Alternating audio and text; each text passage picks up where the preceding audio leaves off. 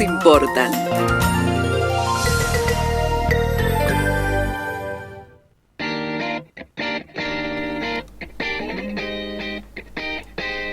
El día de ayer se conoció a través del Ministerio Público Fiscal de la provincia de Córdoba que atraparon a un camionero que supuestamente es el autor del transfemicidio de Sofía Bravo, la mujer trans y trabajadora sexual de la localidad de La Carlota, que salió a trabajar y desapareció durante 8 días.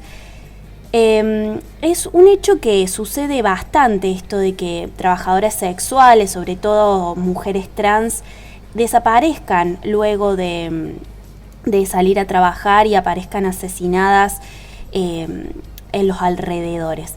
Para hablar sobre el tema, saludamos a Guillermo González, que es fiscal de la ciudad de Córdoba y especialista en delitos y discriminación hacia la comunidad LGTBQ+. Los saludamos, Guillermo, Florencia, Nicolás y Sofía. Hola, ¿qué tal? ¿Cómo están? Buen día a ustedes. Buenos días. Bueno, usted había tenido en la ciudad de Córdoba un caso parecido, como es el de Azul Montoro también, que fue trabajadora sexual y la asesinaron en su propia casa por un cliente. ¿Son usuales este tipo de crímenes hacia las mujeres trans y trabajadoras sexuales en la provincia? Bueno, a ver, primero tengo que advertir que yo, el caso de Sofía, me hablaron las organizaciones cuando apenas había desaparecido. Estuve en contacto con mi colega, el doctor Guzmán, que estaba en ese momento investigando, pero yo no tengo detalles de la causa. No tengo detalles de la causa y no conozco el perfil de la persona que en este momento está privada de su libertad relacionada con ese hecho. Entonces, en este sentido tenemos que ser muy cuidadosos para no decir una cosa que después la prueba te dice que es algo distinto, ¿no? Cuando hablamos de este, déjame hacer esta pequeña introducción y enseguida contesto la pregunta concreta, pero digo, cuando nosotros hablamos de un femicidio o de un transfemicidio, es importante considerar dos aspectos. No solamente que la víctima tenga que ser una mujer, o tenga que ser una mujer trans, o tenga que ser un travesti, sino que también la persona que haya cometido el delito, estas personas tiene que haberlo hecho con ese sentido, ¿no? Tiene que haberlo matado por su condición de mujer, por su condición de persona trans o por su condición de travesti. Entonces, si uno no debe investigar, no solamente que lo acredita rápidamente cuál es la condición de la víctima, sino cuál es el motivo que impulsó al victimario a hacer lo que hizo. Eso requiere de cierto estudio. Si uno se pone a pensar directamente en la pregunta tuya, si es usual, si son muchos, si son pocos, es difícil decir cuánto es mucho y cuánto es poco. Hay varios casos, pero también es cierto que hay cualquier cantidad de personas, de mujeres trans ejerciendo la prostitución. Entonces uno puede caer en la trampa. Bueno, 3, 4 casos, no sería tanto frente a los miles pero no es así. No es la forma de considerarlo desde ese lugar. Fíjate una cosa, nosotros en la provincia de Córdoba tenemos, y esto no solamente los femicidios y transfemicidios, sino los homicidios en general, tenemos las mejores tasas del mundo, aunque ustedes no lo crean. Sin embargo, no podríamos decir que es un tema resuelto, ni que no nos preocupe. Las tasas de muertes criminales se miden igual en todo el planeta, que es cuántos hechos hay cada 100.000 habitantes por año. Las tasas de la provincia de Córdoba, como la de Cava, son similares a las de capitales de Europa, es decir, digamos, las mejores del mundo, muchísimo mejores que todo el resto del continente americano, ¿no? Entonces es difícil hablar si es mucho o es poco, y si es importante hablar de que son graves. Bien. Por otro lado, ayer hablamos con el colectivo de Diversidad La Carlota, que ellos nos decían que querían que se califique como un transfemicidio con motivos de odio. Por otro lado, el Ministerio Público Fiscal anunció que el acusado estaba acusado de realizar un homicidio calificado, entre paréntesis, femicidio. ¿Cuáles son las diferencias entre estas tecnicidades? ¿Son lo mismo? ¿En qué radica, por ejemplo, la pena que tendría si es acusado culpable? Bueno, son homicidios calificados que tienen en realidad la pena de prisión perpetua, es una sola pena. Una prisión perpetua que en el caso de la legislación argentina y conforme a nuestra Constitución podría llegar a estar hasta 35 años esta persona privada de su libertad. Sabemos que por el régimen de nuestra Constitución las prisiones perpetuas no son para siempre porque la privación de la libertad ha sido un instituto que se utiliza para intentar reinsertar a la persona en la sociedad. Como es la idea del espíritu de nuestra Constitución, nosotros no tenemos algo que yo celebro, no tenemos pena de muerte, ni tampoco las prisiones perpetuas son exactamente para siempre. Lo que sí hay una gran falla del sistema es que en ese tiempo de privación de la libertad habría que implementar programas para trabajar mejor para la reinserción social, que ese es otro costado y ese es otro problema. La diferencia es que existe un hecho, existe una figura jurídica básica o genérica que es la del homicidio, la del artículo 79, cuando, ¿no es cierto?, una persona le da muerte a otra persona y no tiene ningún tipo de justificativo, no concurre una causa de justificación, ¿no es cierto? Tampoco es una cuestión de culposa, que esa es otra figura del Código Penal, sino que uno lo hace con discernimiento y lo hace a propósito.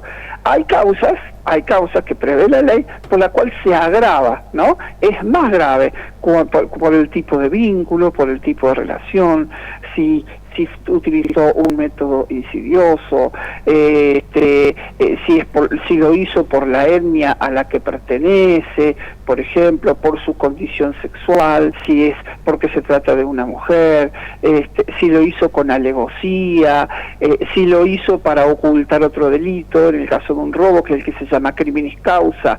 Entonces, prevé la ley que en algunos casos los homicidios se agravan. En todos los casos de los homicidios agravados, la pena es de prisión perpetua. Más allá de los casos puntuales, quiero consultarle, doctor, si en términos generales usted coincide con el reclamo, sobre todo que viene de organizaciones feministas, de que falta perspectiva de género dentro del Poder Judicial.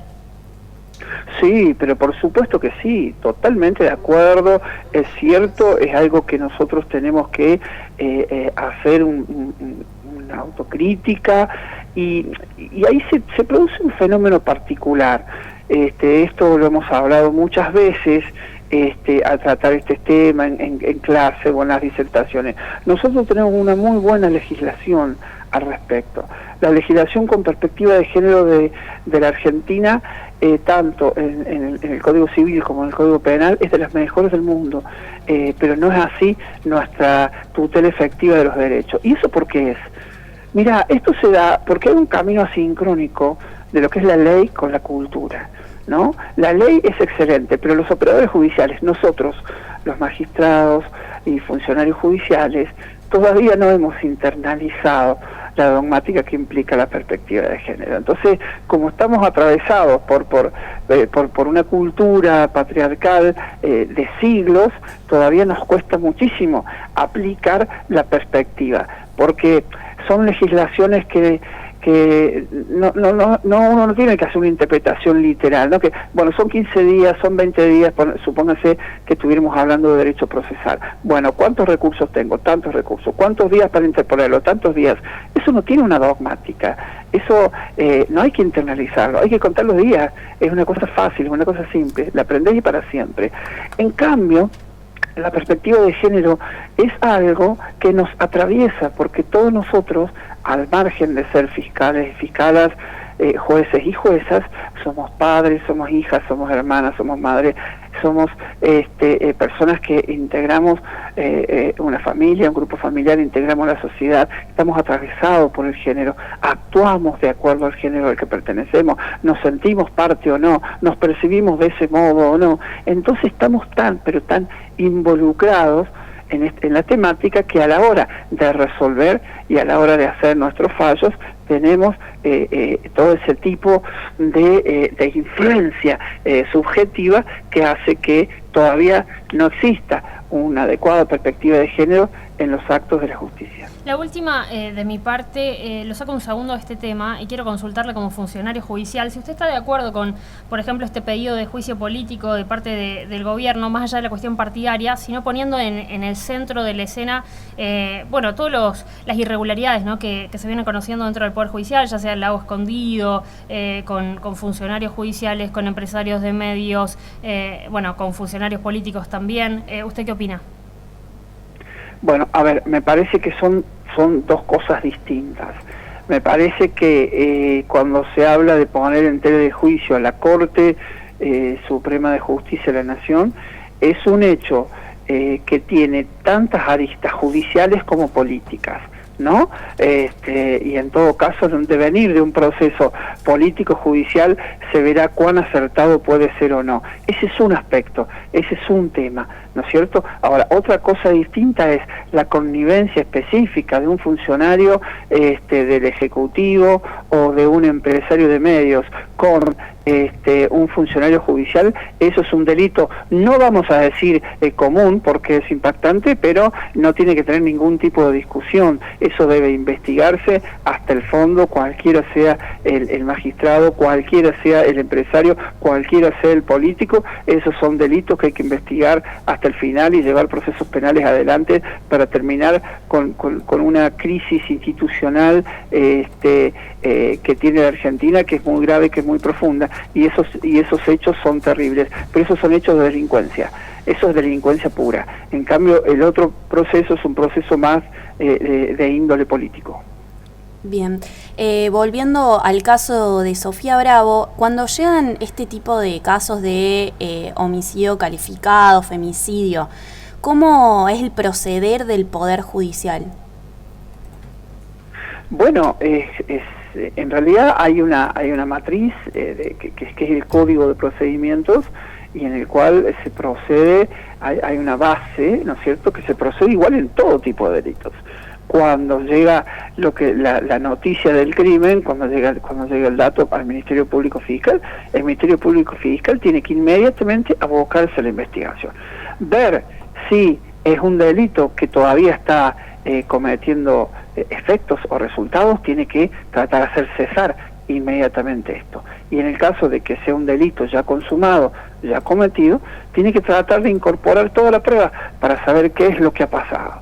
Y eso lo tiene que hacer de un modo tal, respetando los derechos de todas las partes que van a estar involucrados. Tiene que respetar, por supuesto, los derechos del eventual imputado, ¿no es cierto?, para garantizar el debido proceso, pero también es muy importante que se respeten los derechos de las víctimas y los derechos de los familiares de las víctimas, ¿no? Entonces allí comienza un derrotero que tiene que ver con tratar de restablecer qué es lo que ha ocurrido en la realidad, y para eso existen dos grandes etapas en el proceso penal. Una primera etapa que es la investigación penal preparatoria, que en la provincia de Córdoba la llevamos adelante los fiscales y fiscalas, lo llevamos adelante nosotros, hacemos la investigación.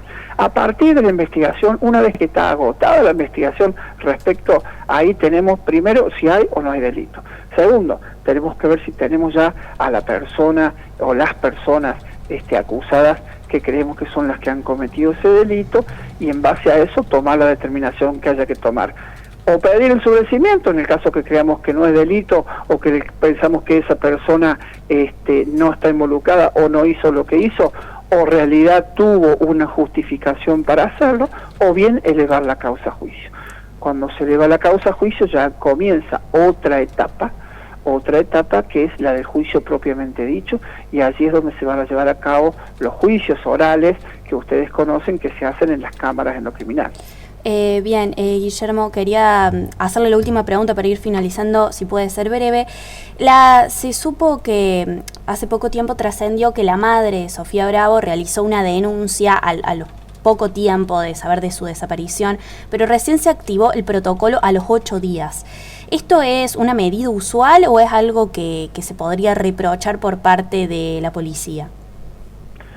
Yo no tengo ese dato de que haya sido exactamente así. Yo estaba en contacto con organizaciones, sobre todo las compañeras de Ni Una Menos de Córdoba, y no me dijeron eso que me estás diciendo. El dato trascendió. Si eso fuera cierto, no está bien, desde ya que no. Los protocolos de búsqueda se aplican desde un comienzo. Lo que sí puede demorarse el tiempo que demora en establecerse en cuál es el lugar donde la persona desapareció. Pienso que puede haber habido algún tipo de malentendido, en el sentido de que la denuncia se hizo en Marco Juárez y las cuestiones habían ocurrido en La Carlota, pero no, 8 días no deberían pasar entre que se hace una denuncia y se aplique el protocolo. No es lo que pasa habitualmente. Perfecto. Bueno, muchas gracias, le agradecemos por su comunicación. Dale, tenga un buen día. Ahí hablábamos con Guillermo González, fiscal de la ciudad de Córdoba, sobre el crimen de Sofía Bravo. Este último dato de que la madre denunció a los pocos instantes de saber de su desaparición aparecía en La Izquierda Diario, quien dio testimonio el abogado del colectivo de Diversidad La Carlota, que ayer estábamos hablando con algunos de sus militantes. Es un hecho muy preocupante y ojalá se sepa y se dé la justicia necesaria por el femicidio de Sofía Bravo. Bueno, decir que ayer se informó sobre la detención de un camionero en la localidad correntina de Lavalle. Fue producto de la instrucción de la Fiscalía de La Carlota, que es la que está actuando ante este caso. El supuesto autor del crimen de Sofía Agustina Bravo fue imputado de homicidio calificado, femicidio, y bueno, está por ser traído a esta zona para continuar con el proceso de investigación y obviamente tratar de tomarle declaración. En tanto, el cuerpo de la víctima fue enviado a Córdoba para realizarle allí una segunda autopsia con el objetivo de profundizar obviamente las causas del deceso de esta mujer.